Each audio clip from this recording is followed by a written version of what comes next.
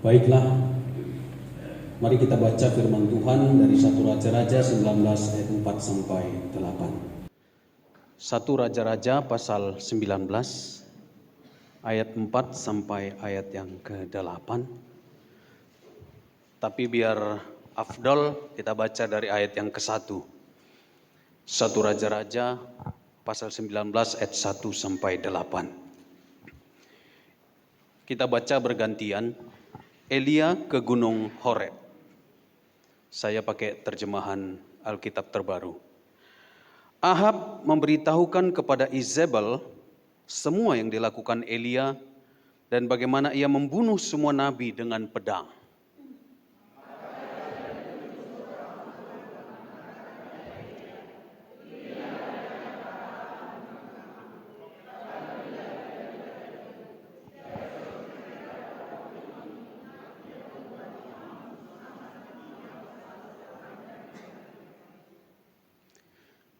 Elia pun ketakutan, lalu pergi menyelamatkan dirinya. Setelah sampai ke Beersheba di wilayah Yehuda, ia meninggalkan hambanya di sana.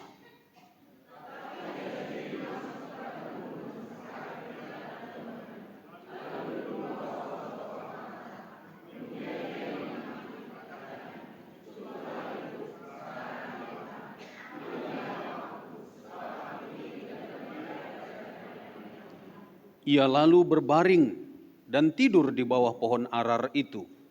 Tiba-tiba seorang malaikat menyentuh dia, serta berkata kepadanya, "Bangunlah, makanlah."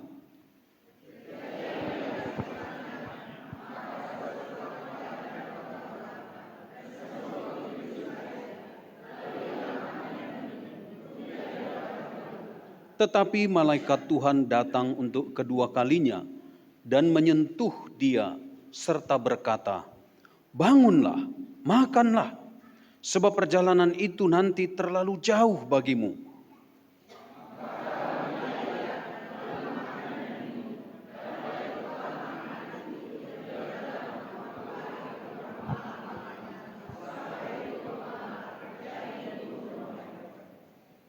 Haleluya. Bapak Ibu pernah berjalan 40 hari, 40 malam? Belum ya? Elia, guruku, pernah berjalan 40 hari, 40 malam sampai ke gunung. Artinya bukan jalan tol, bukan jalan datar, tapi ke gunung, gunung Allah. Berapa lama kita pernah sanggup berjalan? Kalau dibayangkan 40 hari, 40 malam, saya nggak tahu tenaga apa yang ada di balik itu. Ini orang berkata, pasti tenaga supranatural. Bapak Ibu pernah bersepeda dari Pasar 16 ke Air Batu? Orang dulu mungkin pernah. Beberapa hari yang lalu, saya beli sepeda. Nggak ada hubungannya dengan Jokowi. Saya bersama istri ke Pasar 16. Lalu istri pulang naik motor, saya pulang naik sepeda. Butuh 2 jam lebih. Tapi saya bersyukur, di samping orang-orang senyum-senyum melihat saya lewat di depan tentara itu, Kodam namanya yang sana itu. Ada tentara ngeliatin saya, senyum dia. Pasti dia, mungkin dugaan saya dia berpikir, pasti bapak ini dihukum pimpinannya karena perutnya terlalu besar. Jadi supaya agak langsing gitu. Memang dalam perjalanan itu nggak ada yang saya temukan orang naik sepeda. Hanya saya. Jadi saya butuh istirahat 3 hari. Bukan 3 hari, 3 kali. Saya ingat waktu kecil, waktu SMA, waktu SD, SMP, saya naik sepeda. Setelah SMA ada sepeda motor, jadi sering naik sepeda motor. Ibu, bapak, saudara-saudara, Kita perlu memiliki tenaga dan energi. Bahkan untuk berjalan dari rumah kita ke tempat ini pun kita perlu sekian kalori, sekian energi. Kalau kita tidak memiliki energi, maka kita akan lemah. Bagaimana mungkin kita bisa mengangkat sesuatu yang berat kalau kita tidak punya tenaga? Kalau kita tidak punya kekuatan? Adalah hal yang aneh kalau kita suruh anak sebesar Lola mengangkat meja. Kalau tadi pagi karena acara ini ada pembatas-pembatas biasa di depan ini kan, itu saya angkat bersama dengan anak laki-laki, si Elsafa. Saya nggak suruh Lola, karena ya saya tahu dia nggak kuat. Tetapi Bapak Ibu Saudara, apa jadinya kalau Lola berkata, aku aja yang angkat. Kadang sering juga begitu, aku aja Pak. Kita sudah capek, sudah lelah, kadang mau sok bisa ini gitu ya. Tetapi kadang anak butuh pembuktian, ya udah angkatlah. Lalu diangkatnya, berat Pak. Tapi saya bersyukur dia uji coba tenaganya. Tapi ada banyak juga orang Kristen seperti itu. Tidak mengukur kekuatannya, tidak menyadari kekuatannya, tetapi mencoba menjalani hidup yang berat ini, beban dengan segala beban yang ada di dalamnya, lalu dia lelah, lalu dia tidak sanggup dan lain sebagainya. Tumbang dan lain sebagainya. Kita harus sadar betul bahwa kita harus memiliki kekuatan. Dan itulah yang terjadi pada diri Elia. Ibu bapak saudara-saudara, Elia adalah seorang nabi besar di dalam perjanjian lama. Ketika Yesus mengalami transfigurasi dimuliakan di atas gunung, yang nongol, yang muncul itu dua nabi, satu Musa, satu Elia.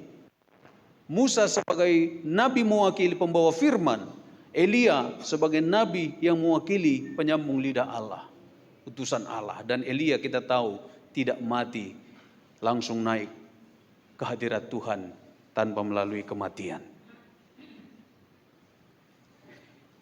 Ibu bapak saudara-saudara, tetapi sehebat-hebatnya manusia nabi ini, toh dia memiliki keterbatasan juga. Kalau saudara tahu latar belakang kisah ini adalah pada masa pemerintahan Raja Ahab yang memiliki Ratu Izebel yang bengis sadis itu, Elia bertarung antara pengikut Tuhan, antara orang Israel yang berkata, siapakah yang kami sembah? Tuhan yang kau ajarkan itukah? Ataukah berhala-berhala ini, Baal-Baal ini? Lalu Elia bilang, kalau begitu kita buktikanlah. Terjadilah proses pembuktian iman di atas gunung. Saudara-saudara, di atas gunung Karmel, Elia dan nabi-nabi Baal berkumpul, ratusan nabi Baal. Dan Bapak Ibu Saudara, apa yang terjadi? Ditaruhlah korban bakaran di sana. Lalu ditaruh di atas api, di atas mezbah. Di sekeliling mezbah itu dikasih air. Lalu Elia berkata, silakan panggil tuanmu yang kau sembah. Apakah dia akan memakan habis korban bakaran ini? Lalu para nabi-nabi Baal yang ratusan itu berdoa. Tapi tidak terjadi apa-apa. Lalu kemudian mereka terus berdoa sambil berteriak-teriak. Tidak terjadi apa-apa.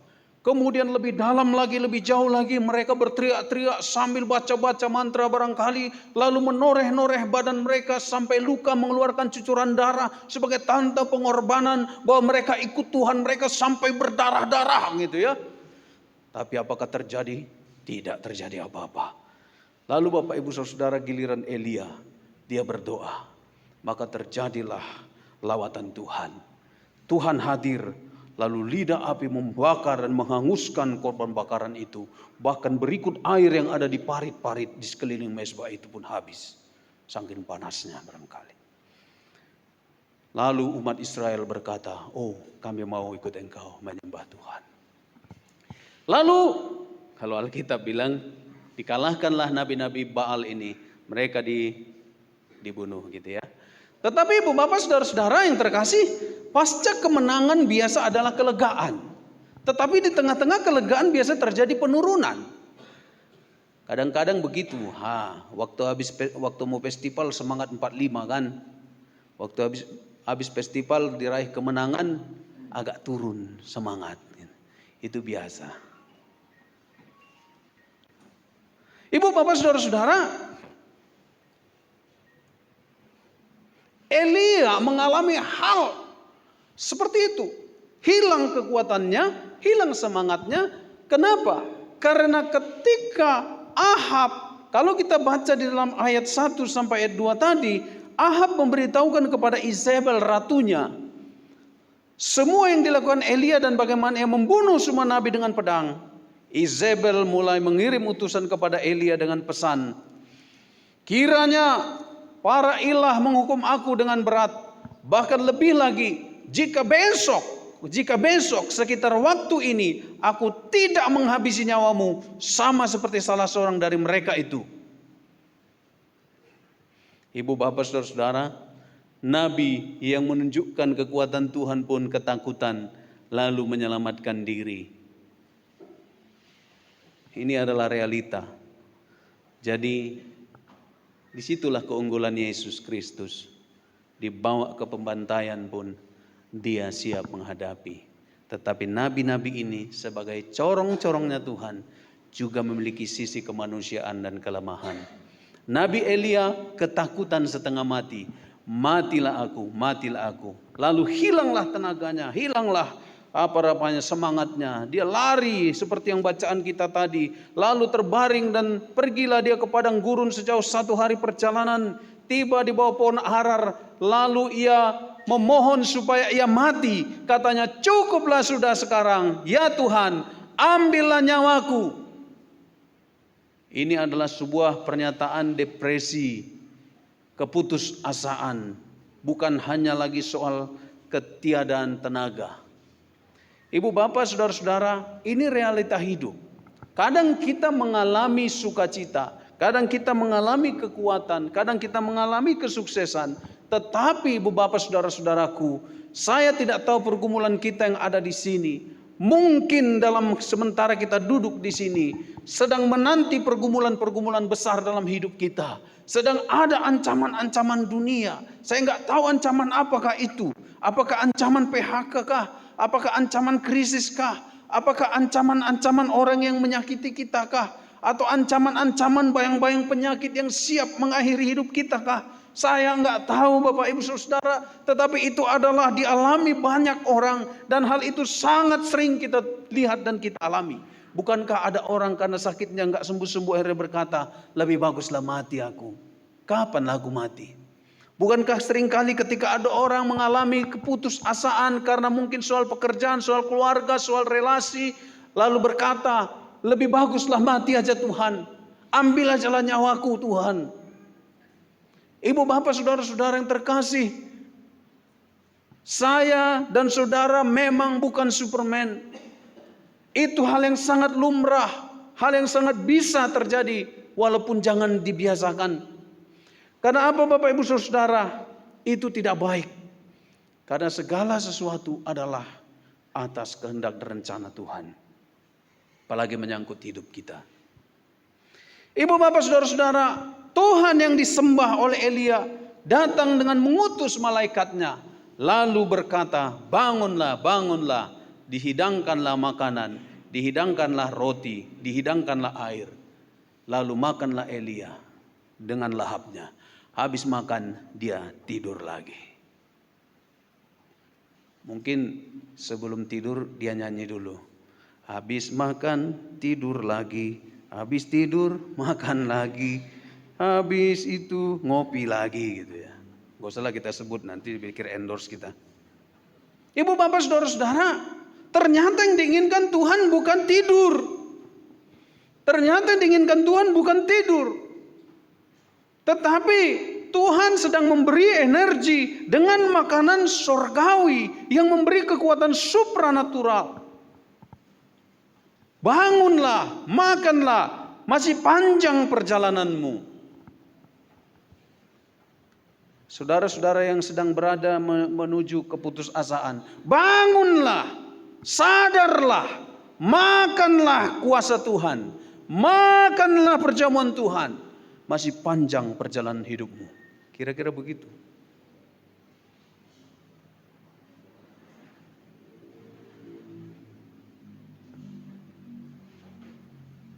Kalau sebuah film belum the end, belum berakhir, sabar.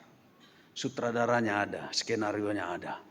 Kita tinggal menjalani, melakonkan. Bangunlah. Apapun beban persoalan hidup kita, bangunlah. Makanlah. Masih panjang perjalanan hidupmu. Ayat yang ke-7 kan. Sebab perjalanan itu nanti terlalu jauh bagimu. Masih panjang rencana Tuhan. Masih banyak hal yang dipersiapkan Tuhan. Oke, hari ini engkau bersedih. Oke, hari ini engkau mengalami pergumulan beban berat. Bahkan mungkin seperti mau mati rasanya. Tetapi bangunlah, makanlah. Masih panjang perjalanan bagimu.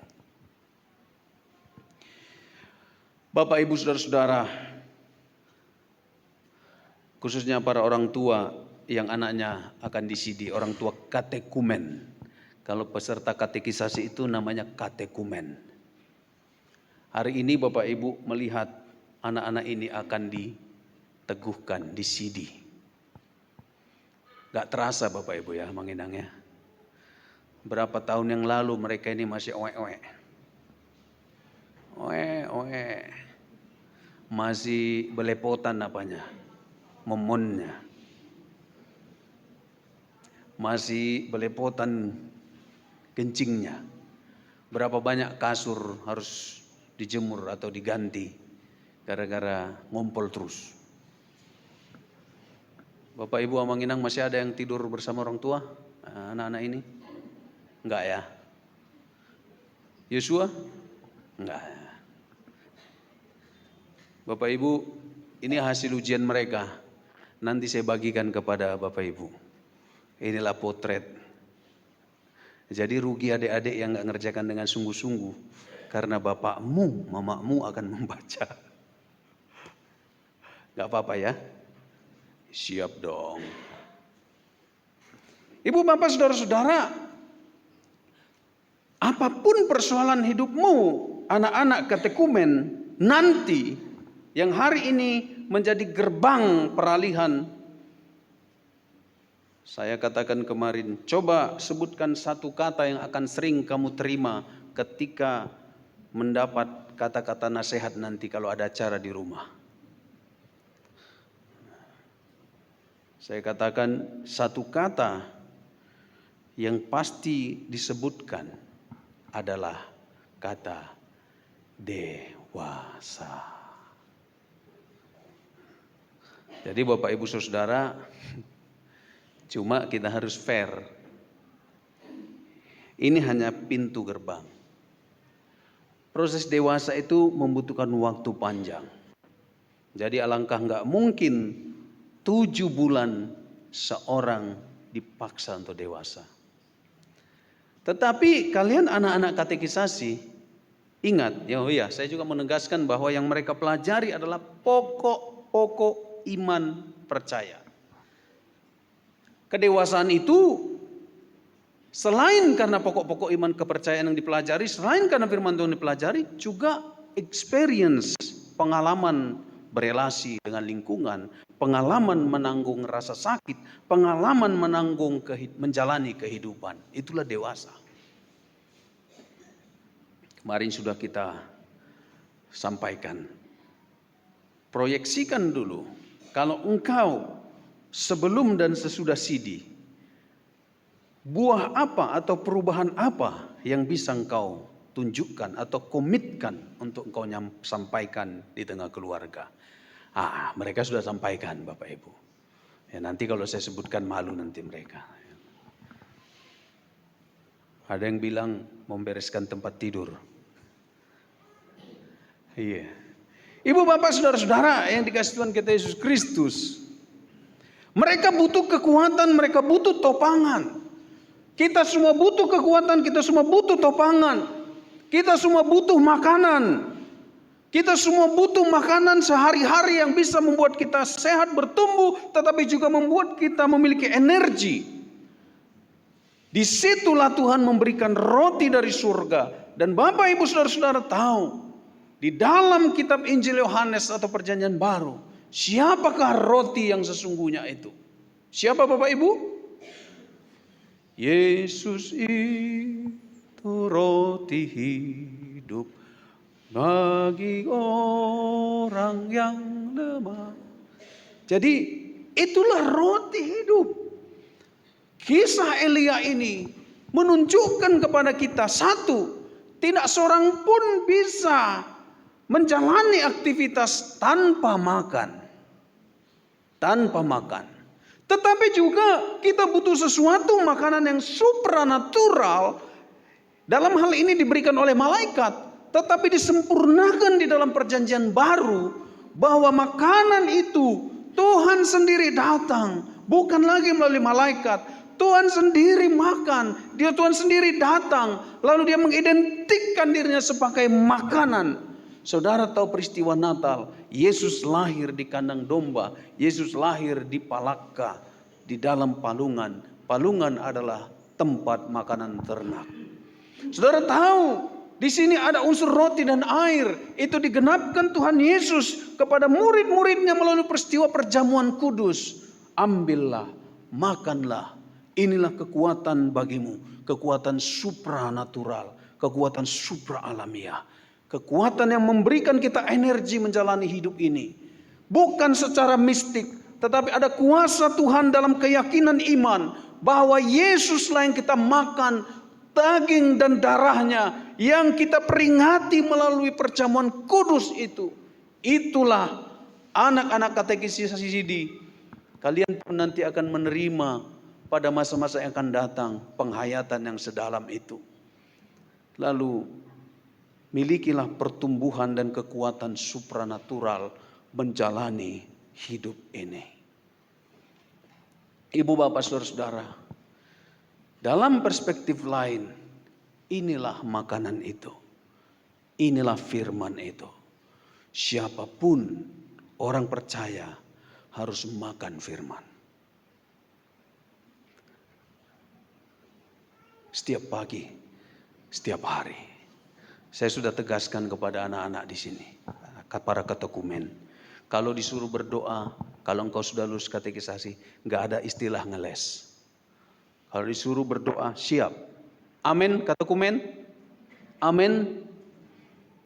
Siap. Katekumen, siap. Lemah sekali. Katekumen, siap. Jadi nggak ada istilah nggak bisa. Nggak bisa. Kalau nggak bisa nanti kita sidikan lagi 1 tahun lagi. Nah ibu bapak saudara-saudara yang dikasihi Tuhan kita Yesus Kristus. Inilah anak-anak ini tetapi mereka butuh dukungan dan topangan. 2 pemahaman dalam peristiwa katekisasi CCD. 1, mereka menyatakan pengakuan pokok-pokok keyakinan iman mereka, syahadat mereka. Mereka nanti akan ikrarkan bersama. Jadi pengakuan iman Rasul itu adalah syahadat orang Kristen. Syahadat orang Israel 1 kalimat. Syahadat adik orang Kristen 2 kalimat. Kalau syahadat orang Israel, Shema Adonai, Israel Adahenu, Israel Adonai Echad, gitu ya, kira-kira begitu. Saya nggak hafal. Tapi kalau pengakuan iman orang Kristen, berapa itu? 12 kah? Tapi 3 bagian. Percaya pada Allah Bapa, percaya pada Anak, percaya pada Roh Kudus. Lalu ada penjabarannya. Itu syahadat dalam bahasa saudara kita. Nah, jadi kalau engkau sudah dewasa, apapun pergumulanmu, jangan ganti syahadatmu. Amin. Pakailah syahadat yang sudah engkau ikrarkan pada hari ini. Kiranya Tuhan Yesus memberkati. Selamat berjuang, Tuhanlah sumber kekuatan kita. Jalanilah hidup kita, berjuang terus. Sampai ke gunung Allah, sampai ke tanah perjanjian, sampai ke Yerusalem baru. Tuhan Yesus memberkati kita. Amin.